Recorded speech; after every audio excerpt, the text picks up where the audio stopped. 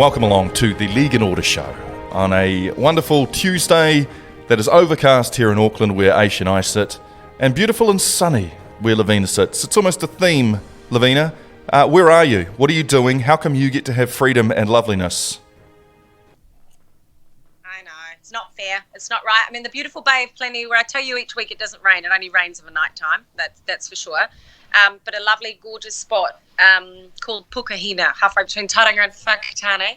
And I'm not allowed to tell people that it's so beautiful here because I get in trouble from the hubby because it's like, we don't want everyone moving here from Pawanui. We don't want them all coming here from Pawanui. Oh, yeah, Pawanui. But it's a gorgeous spot. Absolutely. Yeah, no, this spot's special. Lots of fishing, lots of diving, great surf for the kids, and a really nice place to escape when the Parramatta Eels lose a semi-final. It's good to get away. Can you do us a solid and just walk up to the door and show us the scenery from where you are? Can you just... I'm going to give you a little sneaky. Peek. Okay.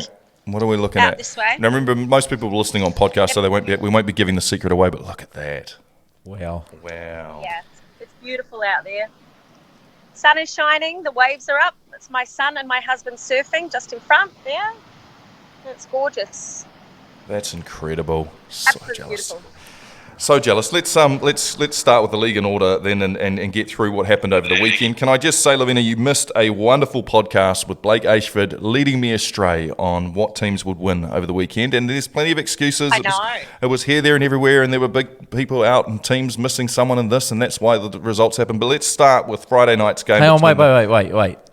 What everyone, back it up, Lavina, back up exactly. What everyone doesn't know is we do this show on a Tuesday morning. The team lists come out Tuesday afternoon. Okay, so there is no excuses. How many years did you play in the NRL? A long time. Why? Exactly. So you should be able to feel the picks without knowing what players are in or out. Well, You if should Jake know. Friend is playing, I think the Roosters win. I know. Okay, we'll get into it. We'll get into it. We'll get into it. So we had the Panthers 29-28 over the Roosters. Aish had picked them. He said, look, don't give up on the Roosters. This team will bounce back. They don't often go back-to-back with losses, and that's what happened over the weekend. It felt strange. Other than this game, it felt like one of those games where the team that was supposed to win allowed the other team to get a head start on them and then reeled them back in just to make the odds stack up, and everyone was like, ooh, is it going to be the day that this team finally shows up? Wasn't the case, however, so the Panthers make their way through into the prelims, and we will get to see the Roosters this weekend. Any thoughts on the game, guys? Anything that made you... this is your time to purge and let it out? I enjoyed that game. I actually did. I was surprised that the Roosters took such a quick lead in the game. I know that they scored first against the Bunnies the week before, and then they went on to have that 60-point deficit. So I was surprised they asserted their authority early. I like the way Nathan Cleary controlled the game. There's a lot of pressure on him now, a tremendous amount of pressure because he has to carry this team forward. And I wasn't too sure how the Panthers would perform in finals footy. I think a few weeks ago I named the Panthers the team that will probably take out the competition, and the reason I did it is because of Ivan Cleary. And they've got this young team that has all the players in the right positions, and they're not having a surge of injuries right now like other clubs. It became really evident to me, Blake, I'm not sure about you, but just how aging the Roosters are at the moment. And I don't think that they played tired. I just think so many of their players are actually getting older. The Twins are still doing really well, but they're at 34 years of age. Sonny Bill, who didn't last long, is at 35. Boyd Cordner's pushing the 30 mark. Jake Friend must be 32, and I know they missed him. But judging from that game, even though there was only 1 point in it, I still think the Panthers were the better team, and that's 2 in a row that the Roosters have lost now. And because of that second loss, I'm afraid that I've lost a bit of confidence in their ability to win the grand final now, mate. Yeah, I agree with you that the Panthers were the better team on the night. I think it was a 4-quarter game, really. The first quarter, the Roosters won. Then that middle 2 quarters, Penrith won. And the last quarter, the Roosters won. But the way the Roosters scored their points, I don't know, it didn't seem like they were cohesive and playing the right Rooster footy that we know. Penrith came out and, to my surprise, they were actually up for the game and delivered on the big stage. So like I said, Jake Friend, when they needed points at the end of the game, even during the middle part of the game, Lussick is a good hooker, but he's not Jake Friend calibre. Mitchell Orbison's played Yeah. 300 games, so he's goes down as a good player, as a great player. You play 300 games, especially as a utility, you're a great player. And for him, who's usually a back row centre, to come on and have to play hooker and try and score points at the end of the game, it was sort of impossible. And to think they even got that close to Penrith, I just think that, I mean, they've made their road tougher, but I still, if my confidence is dipped, it's dipped the tiniest little bit. Right, so those are positions that, like, those are glue.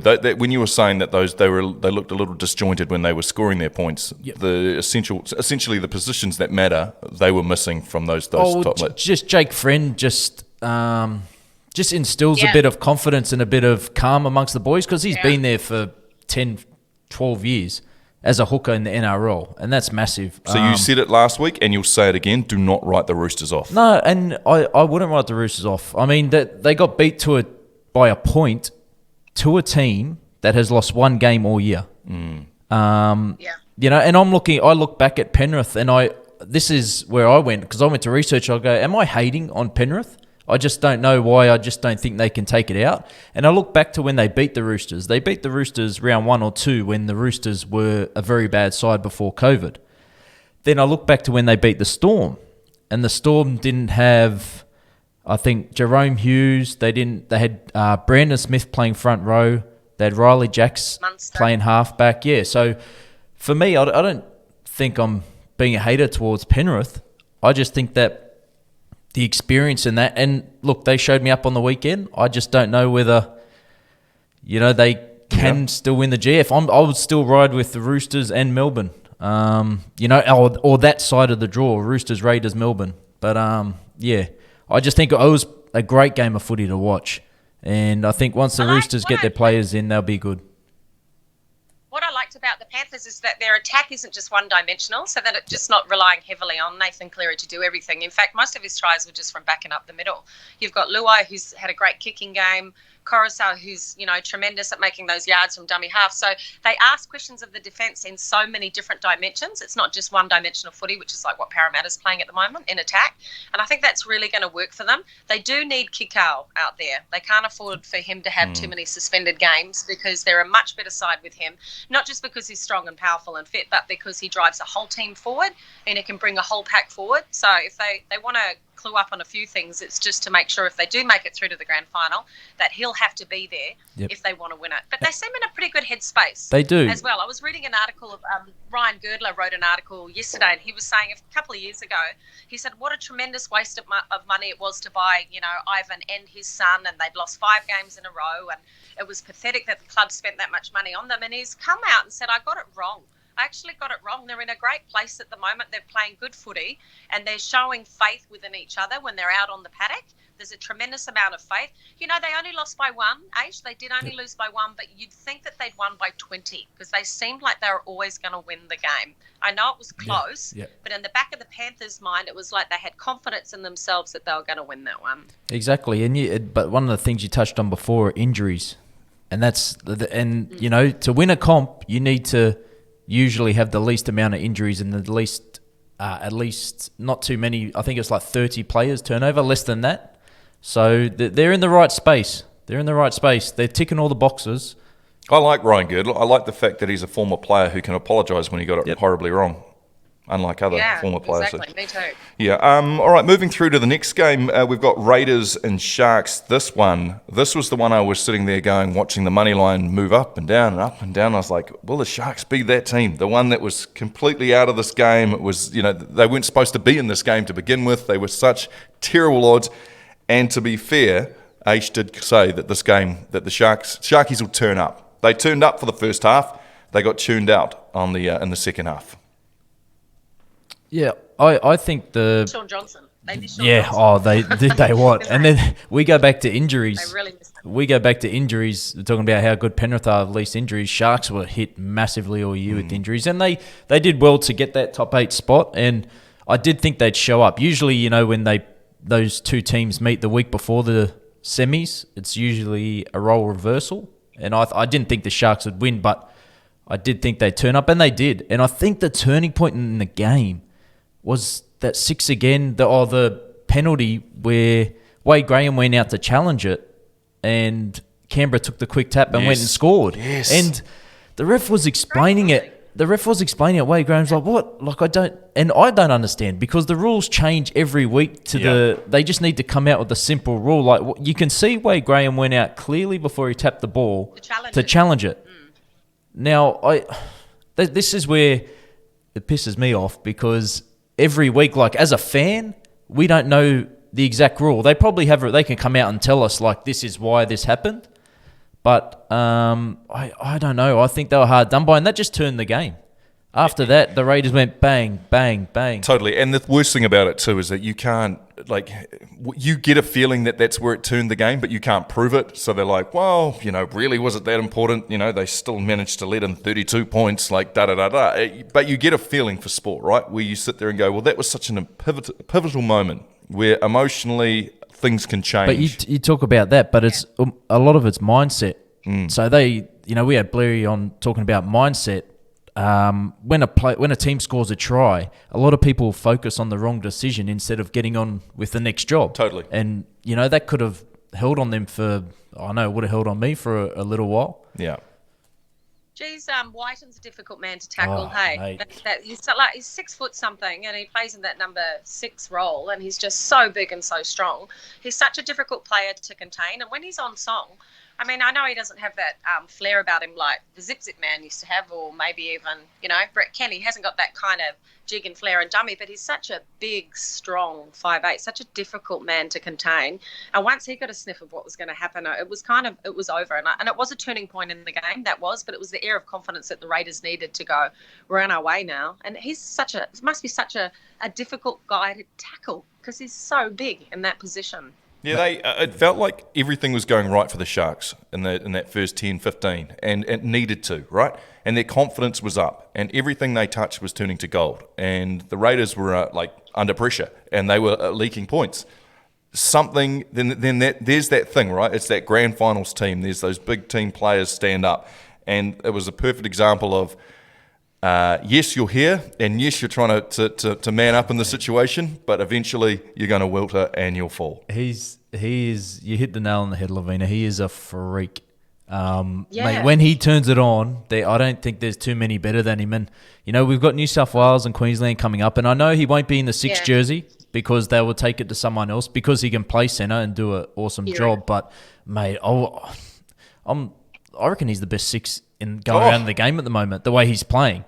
He's got a left foot kicking game. I agree. Yeah, and for a while there, he was always good at fullback, always good at centre. Like you said, a strong carrier of the footy. But for him, the last 12 to 18 months, the way he's transformed into a 6, he's going to be good like years to come. And he's still got many years of footy left in him. You hit the nail on the head. I reckon if there is going to be an upset this week and the Raiders do beat the Roosters, he's going to have a massive game. He's going to need to. That's a big game. Speaking of sixes, really probably the best 6 in the game, and someone who's still got heaps left in his career. I forgot to apologise. Tony Kemp's away on holiday as well. See how I did that tidy link in? Best 6 in the game. That's and he just so happened to miss the biggest hooker in the game. Yeah. We just so happened to miss the show, considering this was the last time we got to talk about the Knights. But we'll get to that game because, of course, first of all, Storm 36, Eels 24. Another head start. And then it all comes crashing down. First, I just want to apologise to Lavina first, because I did say on the show last week, when I tipped the Storm by many points, I said Lavina couldn't even tip the Eels this week. And you were on the more week. You were on our page. You said they'd get up, and they turned up. Yeah. For me, this was my favourite game of the weekend because of the way the footy was played. So we had the Eels throwing the ball around, looking very sharp, and then the Storm were throwing the ball around that first 20 minutes. Just couldn't. They were making breaks, but the Eels scramble. The Storm just couldn't score, even though they were playing some great footy. They just couldn't score. For me, it was my favourite game of the weekend. Yeah. I just love the free-flowing footy. Suncorp Stadium can turn it on as well. You won 12-0 if the game was only 23 minutes long there, Lavina. I was pretty excited for a while there. I remember texting Blake and going, it's going to happen. But the pace of the game that the Melbourne Storm played it at was incredible. It was beautiful to watch. It was actually beautiful rugby league to watch. and their offloads, just nothing went wrong for them. And they literally had Parramatta on the back foot, even though Parramatta were up by 12 points, which is, another team that's showing such confidence. And they're impeccable in everything that they do. And they just decided, okay, well, Parramatta are making some yards through the middle here. We know that they can't tackle out wide. We all know that. We've all followed that all year. Let's spread it out wide and see what happens. And they were passing the ball down the line in the first, second tackles. And that's where they always had Parramatta defensively moving backwards as a team, defensively moving backwards. And were just too fit, too strong, and got the better of the Eels. And there's an area of concern with me with Parramatta, and it was actually, it clicked into me, when we beat the Melbourne Storm last time, because they were missing 7 of their first grade players, but they're very, very one-dimensional when it comes to the attacking flair. And the Warriors were like this a few years ago, where we just relied just on one person, Mitch Moses or Sean Johnson, to do one particular thing. And it was him that would put the bomb up, or it was him that would do the grubber kick, or him that would put the chip in. And there was nothing exciting about it. It was exceptionally predictable. Parramatta are attacking like a predictable team, and a team like the Melbourne Storm know how to shut that down. It's easy. You just nullify it. So they've got to come up with something really quick in a very short period of time. I'm not sure if they're capable of doing that, but I know that they'd have a few heads around the table to try and do it. But I don't think there'd be a team in the competition that could have beaten the Melbourne Storm. Maybe the Tigers. Maybe the Tigers might have beaten them. But apart from the Tigers, Blake, there was not a team that could have beaten the Melbourne Storm at the weekend. It was beautiful rugby league. Well coached, well played. I do in defence of the Eels. They're so much better when Dylan Brown's in there. He was, just adds a bit extra. And what they need to get back to, especially when you play a team like the Storm, you can't do structure footy. You just can't play it because the Storm are too good. But they do that much research on the opposition, so they know what's coming. So for them, they need Gutherson to, like he's done all year, go down a blind side and sort of, obviously Sivo's not there now, but just play off-the-cuff footy like you were as a kid. And that's when the Eels are their best. You've got Dylan Brown, Gutherson and Mitch Moses who are all eyes-up footy and just play off the cuff. And if they do that this week, they're going to need to, because Souths are sort of the same. I think for the Eels to go further in the comp, that's what they're going to need. I'm glad you mentioned Souths, because that's the next game, and it's the time we say fare thee well to the Knights. The dark horse, I believe it was called by Tony Kemp at the start of the season. Yeah. The dark horse to win it all, the Knights, losing 46-20 from the Rabbitohs. It cracks me up, Tony. Like, you tipped them at the beginning of the year, and then every week, Mark, you've been like, so they're still going to win, mate? And it's like, yeah, they're going all the way. Yeah, they're going all the way. And I'm sending them these messages throughout the game, because they obviously raced away to, a good old decent start. It's like, we'll put 50 points on them. We'll put 50 points, 36 points to go. And it just surely decimated. And I thought, I can hardly wait to have a corridor with Tony Kemp today, just to talk to him about his side. Didn't go all the way, because he's backed him all year long, and he's missing in action. Well, he ain't here. 12 minutes into the game, they would have won. If it was only a 12-minute long game, they would have won 14-0. They would have won 12 minutes, sir. Yeah, a 12-minute title. I felt for the Knights. I'm actually a bit of a Knights fan. I was hoping that they would have won, but they haven't been playing good enough footy for the last 4 weeks. And you've got teams like the Melbourne Storm. It was interesting when you mentioned about the Melbourne Storm, whether or not they're regimented and structured and how they're not. I remember Gus Gould having this interview with Billy Slater a few years ago. It was this one-on-one interview. And he said, how much of your game is structured? How much of it is planned? And how much is it just playing, off the cuff and your best footy? And he said, it's all off the cuff, but because we know each other so well, even though we're playing backyard footy like the Parramatta Eels should be doing, it all comes into play perfectly because we know each other really well. The Newcastle Knights played like a team that didn't know each other. That was their problem. They weren't showing faith in who they should have. Kalen Ponga had one of his worst games. I think defensively, Mitchell Pearce has played himself out of any New South Wales jersey because he hasn't been able to tackle, and no one backs up the man with the ball. There's no backing up from the Newcastle Knights, and that was evident in the second half. So I feel sorry for them. They're a nice team, but I'd love to take the piss out of Kempy right now. I know he'll be listening at some stage. He will Tone, be. I know you're listening, mate. I know. He can't help himself. Aish, was that what you were expecting? Rabbitohs to pound? No, because I all year I haven't been, the Rabbits. I've just been, I just don't think they're good enough. And once again, a team proving me wrong. To beat Souths, you have to stop their forward pack because we're speaking about off-the-cuff players. You've got one of the best in the game, Cody Walker, off the cuff, just natural flair. And he's showing it when the Rabbits get rolling. Man, they're going to be hard to beat. I think it'll be a great game this weekend. But I just think, I thought the Knights would show a bit more. And I told Mark last week, I think it could be an upset. I think that a team winning 60-0, you can get confidence, but it can also put you in a sort of complacent situation. And I thought that Mitchell Pearson, for all the reps and the money Kalen Ponga's on, this year hasn't, or even last year, this year haven't been the best years. He's getting a hell of a lot of money to, they should be up further than where they are. I think that he didn't play good on the weekend. He hasn't played good for the last month. Mitchell Pearce, I expect a bit more from Pearcey, and I just think their forwards, I thought they could have matched them, but once again, Souths were too strong, and Cody Walker's just in that rare form where he's going to be hard to stop if they get a lead or they get a sniff. I like it. All right, sorry, Lavina, you go by me. Sorry. I was just quickly going to say that was interesting, the matchup against the Roosters with Cody Walker and Luke Keary, because they're obviously both going for that number 6 jersey for the State of Origin. And I thought it's not often that Luke can kind of get his match nullified and be outplayed. And Cody Walker had that issue at the start of the year where he had a couple of weeks off because, the indiscretions that happened throughout the Christmas period of a rugby league celebration came back to haunt him. And I thought, I'm not sure if he'll come back to his best, but he's there and above it. And he's shown a lot of faith in his football, and he's not afraid to take on the line. Isn't it great to see a 5'8" take on the line? Like when Sean Johnson was doing that, it was great. Hey, running to the line and taking on the opposition and making them second guess you, making them tackle you rather than distribute straight away. So I like the way Cody Walker's playing. It'll be interesting to see if he can maintain that form throughout the rest of the final series. It's electrifying to watch, eh? Yes. So exciting. Let's look forward to the prelims. We got the Storm who are already in, and we got the Panthers. That's next weekend, but this weekend shows the semi-finals. Roosters Raiders on Friday night at 9:50 New Zealand time. Great timing for us. Perfect timing. By the time they babble on for a bit, Roosters Raiders. I mean, that's a good matchup. It's a great matchup. Replay of the grand final. Yeah. Last year's grand final. It's gone early on us. Exciting. I mean, the two coaches going head to head. The Roosters on the back of 2 losses. The Raiders with unfinished business. They say you've got to lose a grand final to win it. It's been a while since they'd lost one.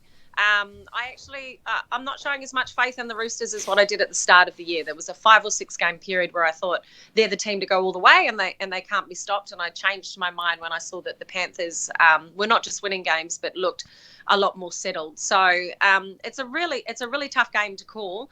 Most people, like Blake, will assume that the Roosters will continue on their merry way, but I get a soft spot for the Raiders, and I think that they were ripped off in the grand final because was there an extra player out there or an extra tackle? There was an extra tackle, wasn't there?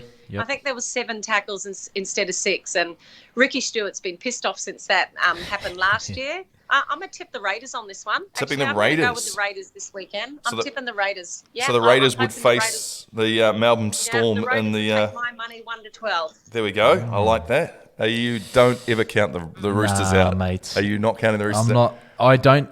I had more faith in them last weekend when they played Penrith. Just because I think I just think the Raiders are a better team than Penrith. Right, okay. Yeah. Really? So, I've said, I think Penrith are a good team. I just think these other teams are seasoned for this time of year. Right, okay. As in the Storm, the Raiders, the Roosters. Been there, done it. And Penrith probably proved me wrong once again, like they always do. But I just think if barring... injuries, I'd like to see the team. But if Jake Friend plays, I think Sonny Bill comes back. I can't. He's lost his confidence. I can't tip against him. He's sitting in there like, you know what? I need to go and turn the light on just slightly more, just to illuminate your face there, Aish, because you've lost all your confidence. I haven't lost. Mojo's gone. No. You need to be put in reserve grade. I feel like we need to put you in reserve grade for a couple of weeks. They're winning, but. I don't think Jake Friend's going to play, though, is he? If he doesn't play, that's a difference, because the guy makes 58 tackles a game. I know that his experience is tremendous, but he doesn't miss a tackle. And when you've got a player out there that can make 58 tackles and not miss one, that's as good as 12 points to a team as well. I don't know if he's going to play. I don't think that they'll let him play because of his head concussion. And Sonny Bill, well, he's kind of answered lots of questions. He's such a talented player in the day, but, we all guessed that he'd come back and get injured and wouldn't make it through to the end of the year, and that's exactly what's happened. And he's 35 years of age. It's a young person's game. I think maybe that if it comes down to the last 20 minutes, if the Raiders can hold in there for the last 20 minutes, hang on to your hats, gentlemen. It could be the upset of the round as the competition goes through. Tedesco sort of maybe is a bit quiet on last Friday night.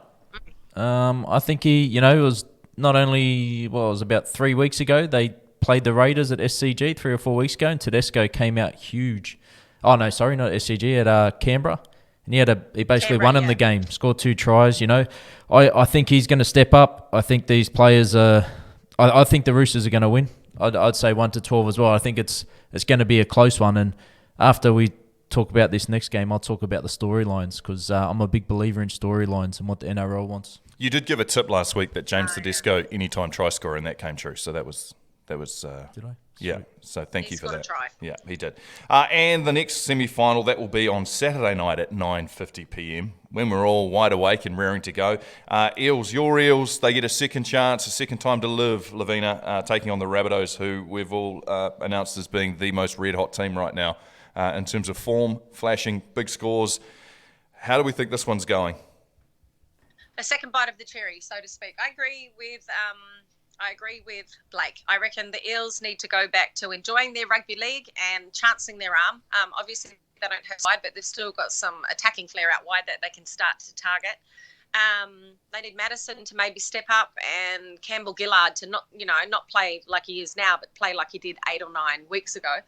They need the forwards to do the real hard yards and do all the nitty-gritty stuff, and then leave the rest up to simplicity out wide. And if they chance their arm and go for the offloads, it'll work. And if they don't, then they might live to regret it. They have to have something else apart from just a Mitch Moses bomb up into the sky and then hoping that someone's going to drop it. You can't rely on that now, especially with that attacking flair of the Bunnies, who are loving having the ball in hand. They just want to play rugby league, and they've hit a prime spot at the moment. And it does happen. Like, we talk about momentum in rugby league over the years, and we saw that the Melbourne Storm had that momentum at the weekend, and it continued. And there's been stages where, there's been some clubs that have had a great run in the competition for 6 to 8 games. It was the Dragons last year for a bit. At the end of the season last year, the Doggies even looked pretty good.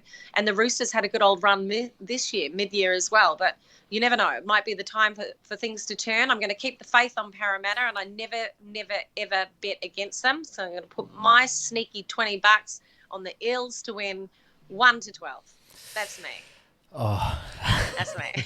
I love it. That's loyal to the bitter end. I really want to take Parramatta because of the storyline, the Battle of the West. But just thinking about it now, it's not going to be about attack for me. It's going to be every week the Eels left edge, right edge is just poor defensively. And Cody Walker going down there, he's putting, he put 60 on the Roosters the other week. They put 40 on the Knights. They're just racking up score lines. I think they beat the Eels quite convincingly last time they played as well. They're just going to cause havoc down the edges, I think. Unless it's going to be so hard for the Eels in 1 week. What they've been trying to do all year is probably trying to fix their edge defence. So to try and do it in 1 week after leaking a lot of, line breaks to Addo-Carr and the likes, I just can't see the Eels stopping Cody Walker and the edges. I mean, the forwards can go. I rate the Parramatta Eels forwards just as much as I do the young Souths forwards, but I think the edge attack of the Rabbits is going to be too good for those Eels. And that brings me to my storyline. What is the storyline? It's been a very weird year for us all. Here we go. It has been a very weird year for us all. I feel like I should have had music ready for this. Yeah, go on. 2020, the NRL would love nothing more than the 2 most successful clubs in league history to verse in the GF. The Roosters versus the Bunnies. And it's going to happen. That's what you're picking? Oh, he's got that look on his face that he had when he called the Knights to win last week as well. Like he's found the clue. The Rabbitohs, to me, how is the 6th place finisher turned into the scariest team in the finals? Like, they are scary at the moment. They're putting up so many points at the moment, and they're enjoying their footy, doing exactly what you were saying Parramatta needs to do, Lavina, where they're enjoying their footy. They're throwing it round, that they've got the structure they need, and now they're putting up massive points. Like, they have become a really scary proposition for any side. Like, you think about it. If they go ahead and they beat the Eels, and then they end up playing the Panthers, you'd back them to beat the Panthers. Adam Blair just said before, didn't he? Yeah. What did he say? He said that Souths are the red-hot team, and he wouldn't be surprised. It'd be toss of the coin. Yeah, which means that all of a sudden they've gone from 6th place, they've found their form, they've kicked into gear, and now they're the scariest team in the playoffs, because you'd almost back them as well if they were put up against the Storm to put more points up against the Storm. I know that sounds ridiculous and crazy right now, but it feels like the scariest team in these playoffs is actually the Rabbitohs from 6th spot. Yeah, that's awful. And it means we have to start saying nice things about their coach. I don't want to say anything about Wayne Bennett. He annoys me. He frustrates me, mate. I think that the Rabbitohs haven't come up against a team like the Melbourne Storm yet in terms of the way the Melbourne Storm played against the Eels. And as soon as they come up a team that can hold the ball, push you on your back foot, and make you think second guess about what you're doing in your attacking structure, I think they'll be with a bit of surprise there. They came up against a Roosters side that was plagued with injury, and they were on fire that night. I don't think they were challenged too much by the Knights at the weekend, and who knows what Parramatta's going to do. But as soon as they come up against a side that will start clinically thinking about how to beat them, and let's be honest, I reckon that's exactly what Craig Bellamy's doing right now, just in case they do continue on their merry way. I think they'll be surprised in terms of that tactical approach. So yeah, they're in a sweet spot, and they're playing great footy, and it looks great and electrifying, and all those offloads are landing and passing. But you know, as soon as they come across the side to nullify that, and they start dropping an offload, and they start going, Cody, what are you going to do? Cody, what can you do? What can you do? And he doesn't answer. We might see a very different Bunnies team. But I agree, the fact 2 Sydney teams in the grand final in 2020 is exciting, isn't it? He's doing that look again, Lavina. He's doing that look again. He's got that. I've got one. So. I just needed one. I've just got one back up. He's got a sniff. He's got a sniff. His confidence is back. Put him back in the premiership side. All right, that's us. After this right now, we're actually going to play. Just before Lavina came on and she was out in the sun, we had a quick catch up with Adam Blair. What do we call him now? Is he former Warrior Adam Blair? Still Warrior? I mean, he's retired. And why listen to our picks? He gave us his picks, so good chance. Before we go to him, how's he coping, Blake? You know what that feeling's like when your career comes to an end, especially when you don't actually think that your career should come to an end. That's been decided by someone else. If I compare Adam Blair to several other players in the competition, he's got a couple of years left in him, one would envisage. And obviously people are thinking differently for the Warriors, but he's looked after his body, and he's made sure that he's had longevity. And I wouldn't categorise him at, right now being a very poor player. How's he actually coping, and how difficult is it for some of these players to cope with the fact that something that's been a massive part of their life, their whole life, has just been literally ripped away from them? It's a great question, Lavina. You'll have to listen to the podcast to find out. I'm interested. Much love. All right. Oh, no, we'll listen. You will listen. You've got nothing else to do other than sit in the sun out on the beach. Thank you so much for your time, Lavina. You need to go and get the Born Vita ready, or the Milo for the lads once they come back in from the surf, and enjoy the rest of your time. Thank you for joining us. And Aish, as per usual, you've absolutely hit it out of the park with the latest call. It's going to be a Roosters Rabbitohs grand final. Am I on? You're on. All right. Yes. Top notch. On your own, Aish. What a start. Here we have...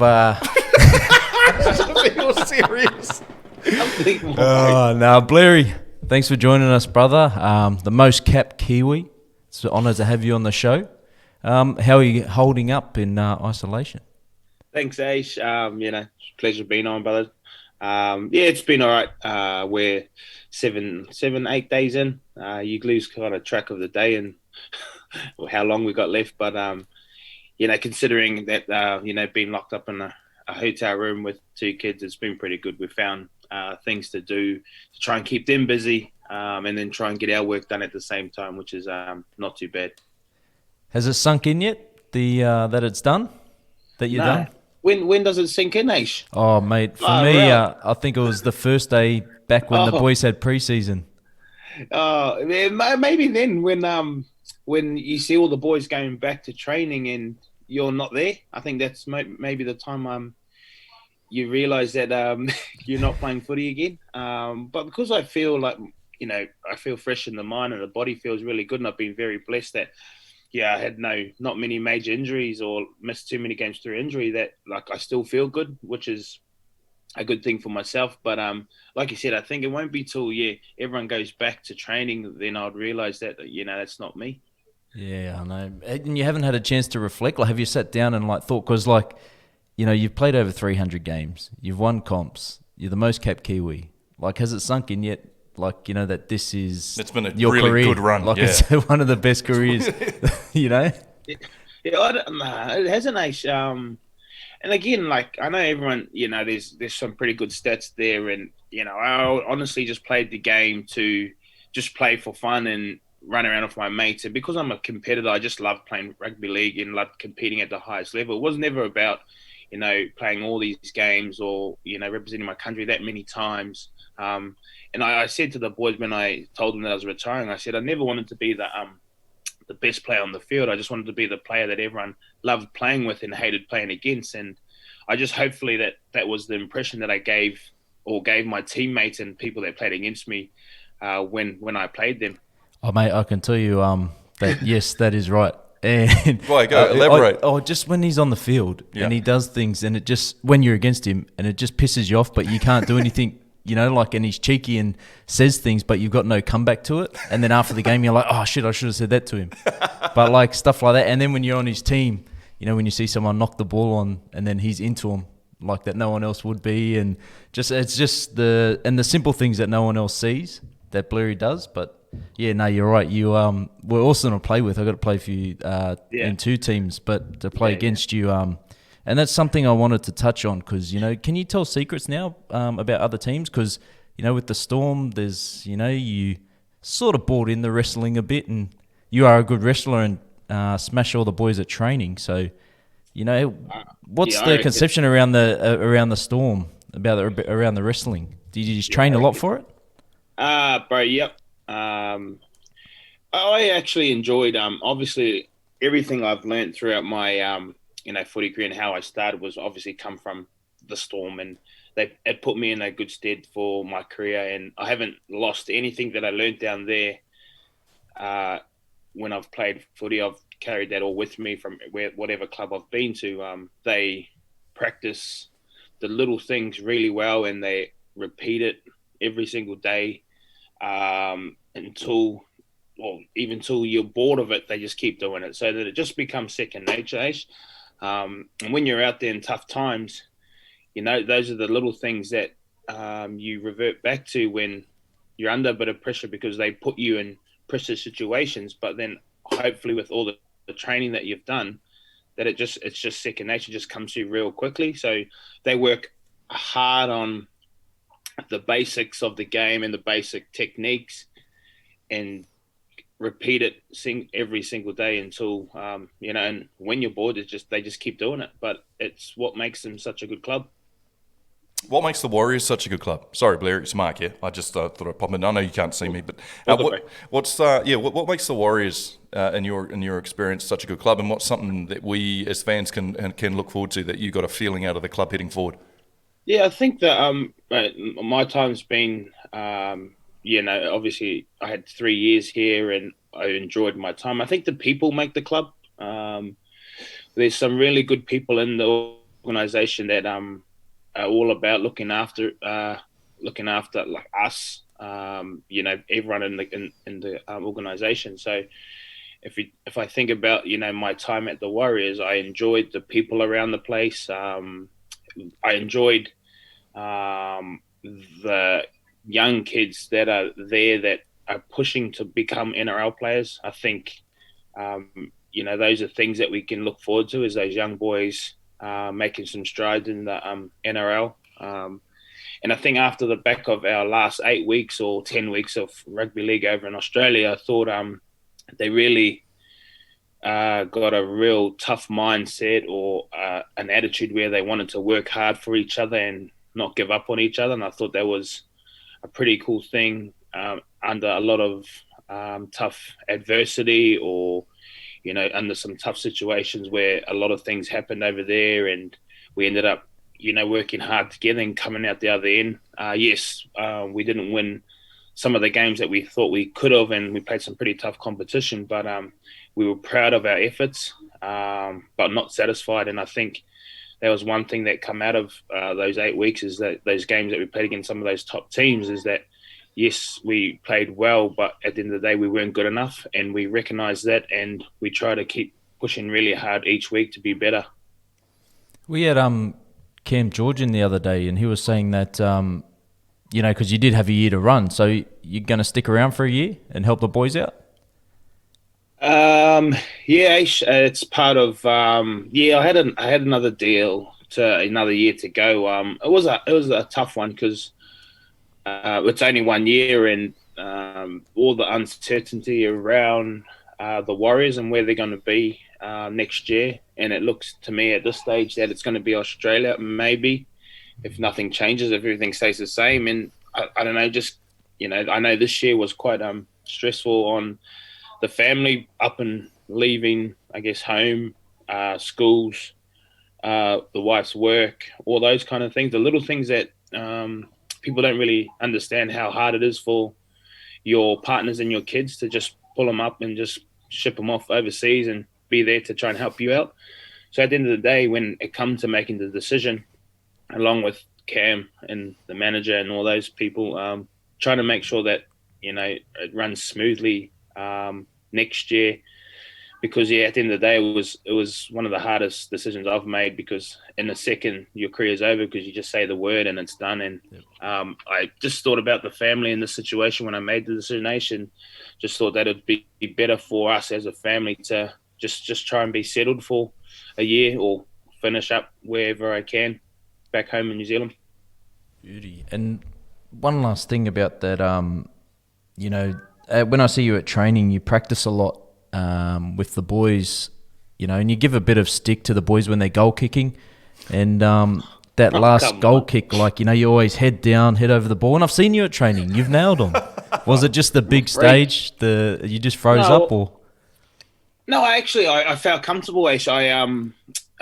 Most probably the first week I've actually practiced kicking. And I know people didn't think that I was finishing, because I didn't tell the boys right till, I guess, captain's run. So I just had in my mind, maybe if I do finish, I might get a kick. So I practiced literally not far from that spot, and my percentage was pretty high. I only missed about 1 of 5. And I was confident, I had the old ball in there. But the one thing that, I got from that, Aish, is that if you watch the footage, I do a little fakey step forward, and I see the whole, who do we play? Manly. Manly, we see the Manly team all walk forward, and I thought, that's a little win for me. So I go back into my little pose again and kick it, and I think that's what may have put me off. Yeah. But I've kicked through the ball, mate, and it just didn't come off that day. Oh, I thought the wind took it. It was a horrendous wind. It was sailing through, and it looked like, was it 40 out at least, and off to the side, right on the edge. 42, and I had a couple of teammates on the sideline just spraying the hell out of me. I didn't even know why they were doing that, because I'm their teammate, and it was my last game, so surely they're backing me, but I've got a couple of little bloody parrots in the background just screaming at me, telling me I'm going to miss it, which doesn't help. But it's all fun. I enjoyed it. It was a bit of a laugh at the end of the day. Blair, just a final one from me. What are you thinking with the likes of a Nathan Brown who comes over here? I mean, you've interacted with Aussie men over in Australia. You've interacted with Māoris and Pacific Island men over here in New Zealand. There's a general belief or a thought pattern that it takes a certain type to be able to inspire the boys to be a certain way and need to get that killer instinct. Yeah. Have you had any time to think about how Brownie would approach it and what's going to happen? I haven't, but I think like you said, it's quite a unique situation for any Australian coach to coach a Warriors team.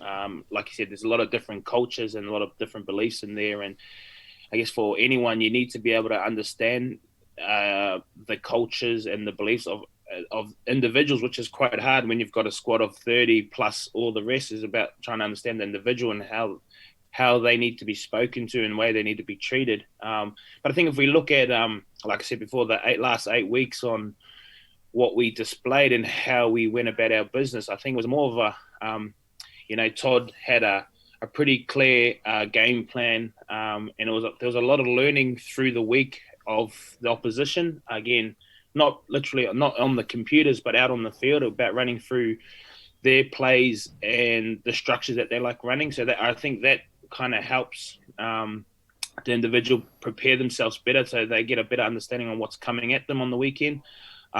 He also was pretty clear and honest with not only his feedback, but with individuals and people and about performances, and making sure that he's clear that he gets the message right across everyone. And then at the end of the day, with our group, with the group at the Warriors there, it's for them to perform well, they need to be enjoying themselves, but they also need to be working hard when it's time to work hard. So trying to find a balance between, fun and enjoyment, but then once you're over the line for training, it's about working hard as a group together. And I think Todd had the balance pretty right when we were over in Australia. So I think they've still got Morgs, who's going to be a coach there. So he'd be someone that Brownie will be leaning on for, what worked in the last 8 weeks and how they can implement that into 2021. I guess that's partly your role as well, heading forward into the Warriors season. Next season will be, the ability to be able to lead these young fellas and help Brownie when it comes to, I guess, getting the message across and how hard everyone's going to have to work. Yeah. Yeah, I'm all for helping young kids develop into not only good people off the field, but great footy players on the field. And if I can, give my knowledge to someone and watch them blossom out on the field and put pressure on people in front of them and fight for people's positions, then, I think I'm doing my job. But that's what will be part of what I'm hopefully trying to do, is trying to, grab an 18-year-old or grab a few 18-year-olds, work them really hard. So when it's time to, come into the NRL system, that they're ready to go and they're knocking on the door at NRL and they're pushing the NRL players to be better. Because if there's one moment in a preseason in a game when someone goes down, they're ready to go, and that's hopefully what I can try and provide and help there off the field. What is your dream job? Let's say we have this conversation in 10 years' time. Where would you like to be? I mean, Aish has fallen into his dream job, sitting next to me at Eden Park, running podcasts. Well, I guess I'm really I love the whole way the mind works, and I love.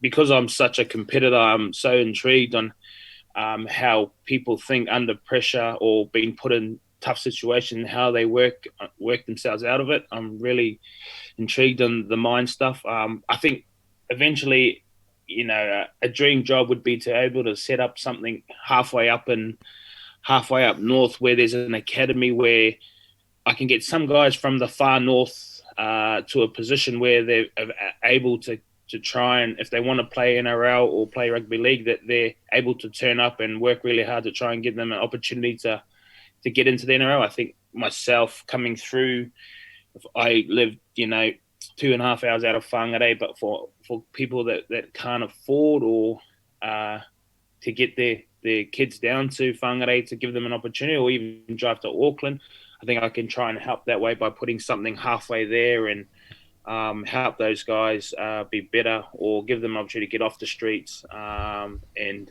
whether it's rugby league or just life in general, just give them some skills to try and be better people.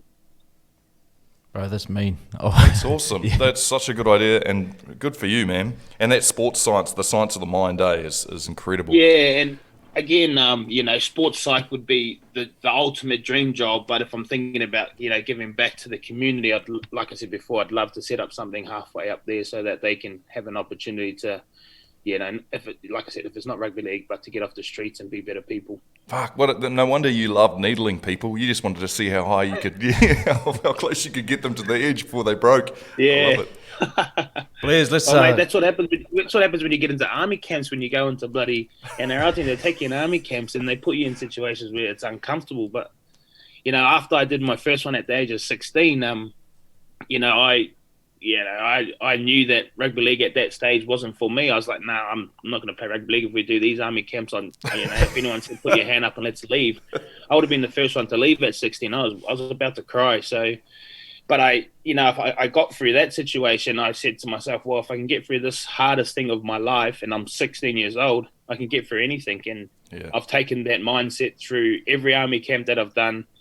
Every moment that I'm in tough situations, I think about those times where we were put in some uncomfortable positions, but I figured myself out at the age of 16. I want to transition to the games that are still on, Blair's. You've played against these teams. You played with and against many of these players. We've got the Roosters and Raiders. Who do you think is going to come out on top there?